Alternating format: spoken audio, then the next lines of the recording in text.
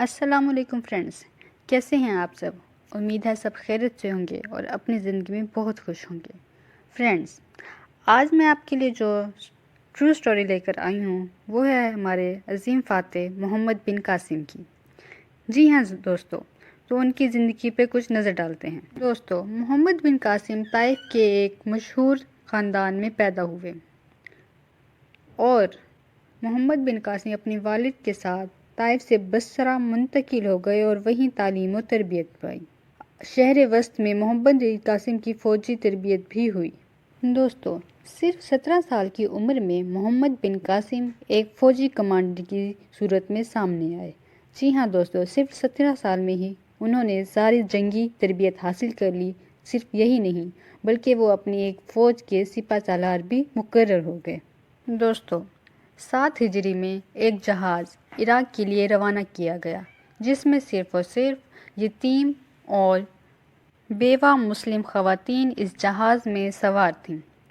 دوستو، جب یہ جہاز سندھ کے بندرگاہ دبیل کے پاس پہنچا تو اسے سندھ کے لوگوں نے لوٹ لیا۔ دوستو، یہ دور تھا حجاج بن یوسف کی حکومت کا۔ حجاج بن یوسف نے 2 بار اس چیز کو روکنے کے لیے لشکر کشائی بھی کی مگر ہر بار ناکامی اس کا مقدر بنی۔ دوستو، تو حجاج بن یوسف نے سندھ کی فتح کے لیے محمد بن قاسم کا انتخاب کیا اور ایک بڑے لشکر کو محمد بن قاسم کی قیادت میں سندھ روانہ کر دیا گیا۔ دوستو، محمد بن قاسم اور راجہ دہری کے سپاہیوں کے ساتھ معرکہ کفر و اسلام ہوا۔ جی ہاں دوستو، یہی وہ عظیم معرکہ ہے جو 10 رمضان المبارک بروز جمعے کو ہوا اور اس معرکے میں بہت ہی مختصر وقت میں اسلام کی قوت کفر پر غالب آ گئی۔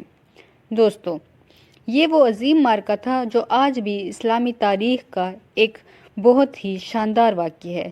سندھ فتح ہونے کے بعد اسے اب باب الاسلام کہا گیا۔ جی ہاں دوستو، اور اس وقت حیرت انگیز بات یہ ہے کہ محمد بن قاسم کی عمر صرف اور صرف 20 سال تھی۔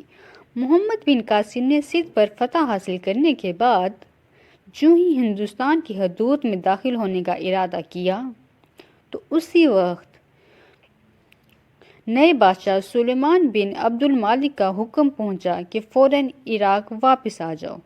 محمد بن قاسم کو یقین تھا کہ میرا عراق واپس جانا موت کو دعوت دینا ہے۔ محمد بن قاسم کو سندھ کے لوگوں اور فوج کے ذمہ داروں نے محمد بن قاسم کو واپس جانے سے منع کر دیا اور اس کو روک دیا، لیکن محمد بن قاسم نے خلیفہ کے حکم کی نافرمانی کرنے سے انکار کیا اور فوراً ہی عراق پہنچ گئے۔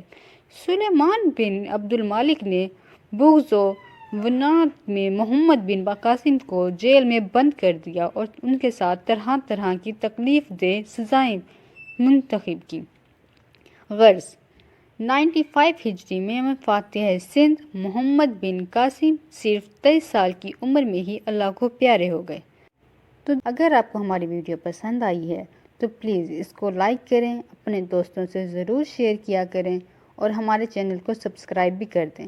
اگر آپ ہمارے چینل پہ نیو ہیں تو ہماری پچھلی بہت سی ویڈیوز بھی ضرور دیکھیں۔ دوستو، اگلی ویڈیوز تک کے لیے اپنی ہوسٹ کو اجازت دیں۔ ملتے ہیں نیکسٹ ایک نیو ٹاپک کے ساتھ، ایک نیو کہانی کے ساتھ۔ اللہ حافظ۔